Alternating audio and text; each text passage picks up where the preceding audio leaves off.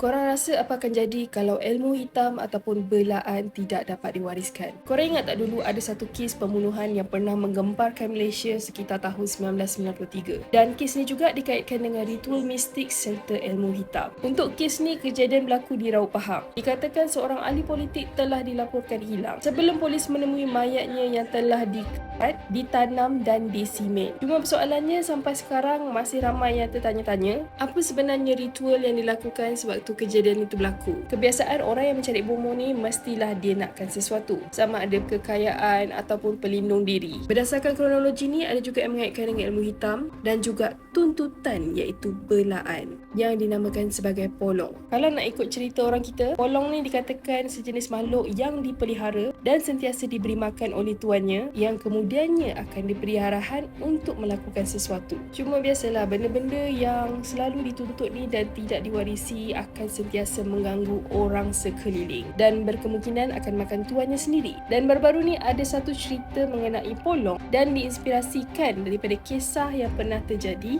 tapi kita boleh tengoklah dalam filem tu apa sebenarnya yang terjadi dan mengapa ritual itu dilakukan. Korang rasakan ilmu-ilmu dan tuntutan yang sebegini kalau tidak diwariskan, dia akan kacau siapa dulu? Korang komen kat bawah, Kak Min akan reply.